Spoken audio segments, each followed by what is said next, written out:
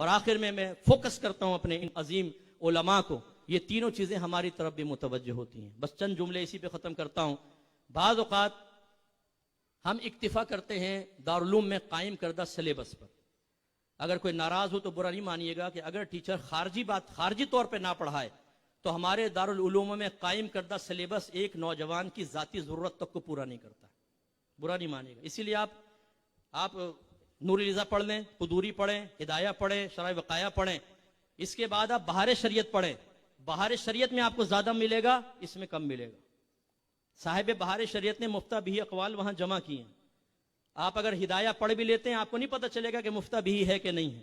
آپ بیان کر دیں گے. بعض اوقات تو صاحب ہدایہ کی حدیث بطور دلیل پیش کرتے ہیں اور حواشی محشی کہتے ہیں کہ لا اصل لہو، اس کے لیے کوئی اصل نہیں ہے.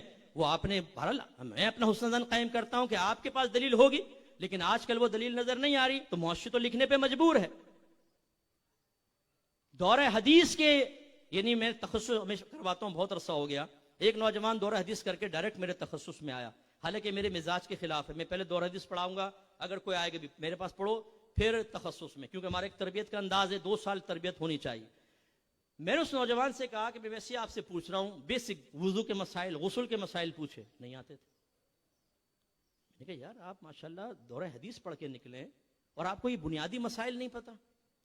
تو میں اپنے بچوں سے گزارش کرتا ہوں، نمبر 1 عقائد اسلام کہ آپ کو سب معلوم ہے بما دلائل، عقائد اہل سنت، معمولات اہل سنت، خصوصاً ذریات اہل سنت.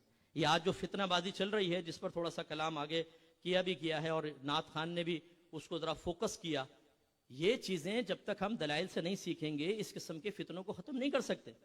پھر ہم اپنے مرکز عقیدت سے بغیر دلیل عقیدت قائم کر کے کہتے ہیں جو یہ کہہ رہا ہے وہ صحیح کہہ رہا ہے بس، حالانکہ یہ کوئی اصول نہیں ہے.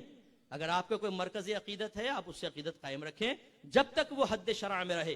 اگر شریعت پھلانگے گا تو شریعت محمد کی ہے، تعلیم اللہ کی ہے، اس پیر کی نہیں ہے، لیڈر کی نہیں ہے، اس کو چھوڑ دیا جائے گا، لیکن سیکھیں گے تبھی نا.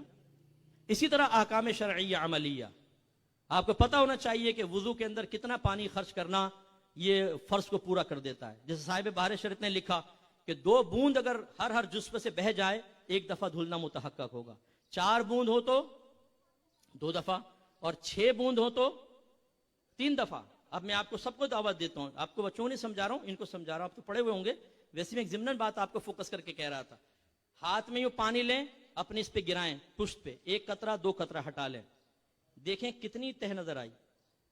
پھر 2 قطرے اور ڈالیں، اب دیکھیں کتنی تہ نظر آئی.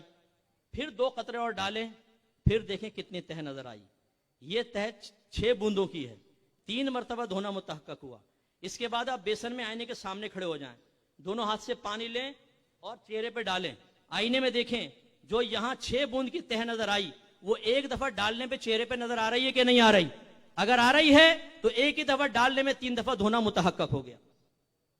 یہ چیزیں سیکھنے والی ہوتی ہیں، سمجھنے والی. میں نے صوفیہ نظام کو دیکھا ہے، وقت کے جو جید صوفیاں ہیں، بہت اونچا مقام و مرتبہ ہے.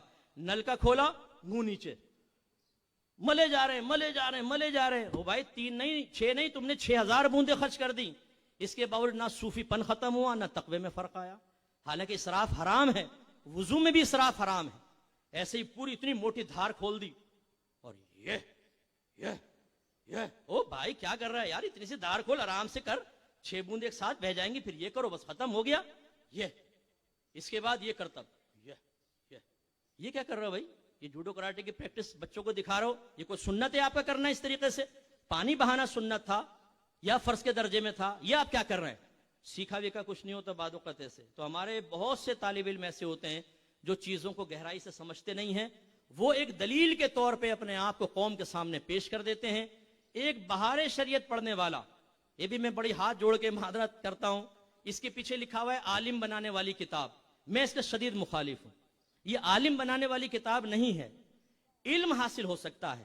عالم کا لفظ نہ لکھیں خدا را. ہمارے عرف میں عالم کچھ کسی اور کو ہی کہتے ہیں، اور یقیناً سب علماء تشریف فرمائیں جب کوئی آپ کلام کرتے ہیں تو اس کا وہی مفہوم لیا جاتا ہے جو عرف میں اکثر معروف ہوتا ہے.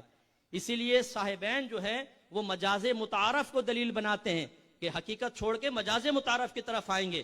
کیونکہ مجاز متعارف کو اختیار کریں تو حقیقت بھی اس کے فرد میں سے ایک فرد ہو جاتی ہے، حقیقت پر بھی عمل ہو جائے، اور کلام تو ہم عوام کے لیے کرتے ہیں تو وہ جو بات اس سے سمجھ رہے ہیں وہی مفہوم مراد لیا جائے گا، اور وہ مجاز متعارف ہے۔ اب وہ لکھ دیا اس پہ یہ، ہمارا ایک طالب علم بعض اوقات بہار شریعت کا مطالعہ نہیں کیا ہوتا، ایک آدمی فٹ پاتھ سے اٹھ کر بہار شریعت پڑھ کر وہ ایک مسئلہ بیان کرتا ہے، اور ہمارا فارغ شدہ نوجوان غلط مسئلہ بیان کر رہا ہو تو یہ کہتا ہے میرا ذہن فارغ ہے، تو سننے والے دیکھنے والوں پہ کیا اثر پڑتا ہے کہ یار 8 سال اس نے ضائع کیے، بہار شریعت پڑھ لیتے تو اچھا تھا۔ یہ آپ نے خرابی پیدا کی نا، اس لیے سب سے پہلے اپنی ضرورت کے مسائل آپ سیکھیے جو فرض عین کہلاتے ہیں، اس کے بعد فرض کفایہ، اور فرض کفایہ کے درجات بہت سارے ہوتے ہیں۔ ایک یہ کہ آپ اپنے اطراف میں جو نمازی ہیں ان کے لیے، اپنے گھر والوں کے لیے اگر اس سے اپر لیول پر آ جائیں، اور میں آپ سب سے گزارش کرتا ہوں ہمیشہ بڑے خواب دیکھیں، چھوٹے خواب نہ دیکھیں۔ آپ یہ نہ سوچیں میں ادارے میں کام کروں گا، میں محلے میں کام کروں گا، میں مسجد میں کام کروں گا، میں کراچی میں کام کروں گا، میں پاکستان میں نہیں، اپنی سوچ کو وسعت دیں، آپ پوری دنیا میں کام کریں گے، اور جب پوری دنیا میں کام کریں گے اس کے چیلنجز مختلف ہوں گے، بزنس مین بھی آپ کی طرف آئے گا، وکلاء بھی آئیں گے، ججز بھی آئیں گے، آن لائن ٹریڈنگ کرنے والے بھی آئیں گے، آئی ٹی کے شعبے سے وابستہ لوگ بھی آئیں گے، کیونکہ ان کو اللہ کا حکم تھا فَاسْأَلُوا أَهْلَ الذِّكْرِ إِن كُنتُمْ لَا تَعْلَمُونَ، اگر تم نہیں جانتے تو اہل علم سے سوال کرو۔ سامنے اہل علم ماشاءاللہ ایسا بیٹھا ہوا ہے کہ انہوں نے آ کر کہا بھی میں ٹریڈنگ کر رہا ہوں انٹرنیٹ پہ، مفتی صاحب ذرا بتائیے گا، کیونکہ نام مفتی تو ہم فوراً لکھ لیتے ہیں نا، آج کل کے دور میں مفتی کے بغیر تو کوئی کامل ہوتا ہی نہیں ہے، بغیر مفتی کے تعارف کرا کر دیکھیں، دیکھیں گے ٹیڑھی آنکھ سے، فتویٰ ایک نہیں لکھا، کسی سے سند حاصل نہیں ہے، مفتی سے کم کہا تو شرلی پٹاخے کی طرح 7ویں آسمان پڑ جائیں گے۔ اب وہ آ کے پوچھتا ہے حضور بتائیے گا، اس میں علماء کا اختلاف ہے، میں کل آپ کو بتاؤں گا، اور یہ وہی کل ہے جو ہم آپس میں ہمارے نوجوان نہیں کہتے یار کل ملیں گے، اور دل دل میں کہتے بیٹا کبھی تیرا بھائی نظر نہیں آئے گا، اس کے بعد غائب۔ یعنی مجھے باہر کے ملک میں ایک بزنس مین ملا، کہنے لگا مفتی صاحب 6 مہینے ہو گئے یہ مسئلہ لے کے گھوم رہا ہوں، کوئی بتانے کے لیے تیار ہی نہیں ہے۔ اب وہ کیوں تیار نہیں ہے؟ تیاری نہیں۔ اب اللہ تعالیٰ نے ہمیں چلے موقع دیا، کوئی ہمارا بڑا پن نہیں، اللہ کا کمال ہے کہ یہ فیلڈ اللہ نے عطا فرما دی، وہ سنا، یقین کریں 10 منٹ میں حل بتا دیا اس کو۔